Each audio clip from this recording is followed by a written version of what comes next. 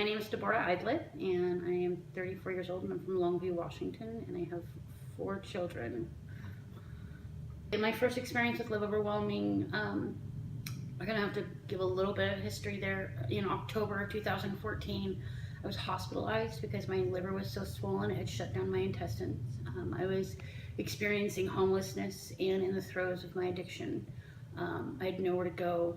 They told me that I probably wouldn't make it through the winter with my liver being in the state that it was and the way that I was using. It got ridiculously cold that winter for our area. As a matter of fact, the night that I went to the shelter, I believe it dropped down to like 19 degrees. I weighed about 121 pounds at that point, so we're between 121 and 125 pounds. The night before that, I had broken into an empty house and started a fire in a bathtub so that I could stay warm. Then I heard about the shelter, and so my partner at the time and I walked across town, and the first thing I remember is that there was so much food. There was a big plate of nacho dip and pizzas and drinks and all this stuff, and everybody was really nice, and I was trying to figure out what they wanted from me. And we had to leave at 8 o'clock in the morning, and I came back the next night, and it was New Year's Eve.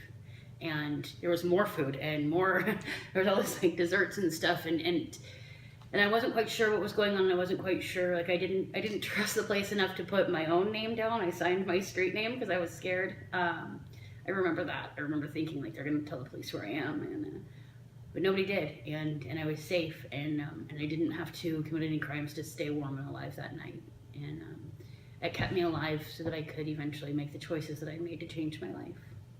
What I did is I signed up to go to inpatient treatment, and I was waiting for a bed date. On September 30th of 2015, I got in, and I completed 47 days in treatment before I opted into drug court. So I actually got to opt into drug court clean, which means that I have no sanctions involving drug use, which is a really big deal.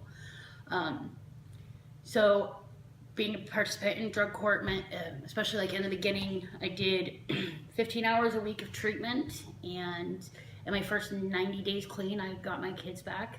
And I was still in a state of homelessness. I was in a different shelter, and so it was a lot of all this treatment and kids and trying to meet all of these requirements and stuff, but it has definitely paid out. I graduate from drug court exactly 18 months to the day that I opted in, so May 17th of this year.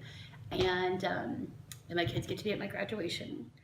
What I want to say is the one thing about you that I admire most, and that is your heart to help other people.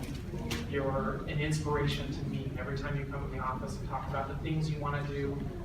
The compassion and passion that you speak about those who are in need is very inspiring to me, and I admire that so much about you.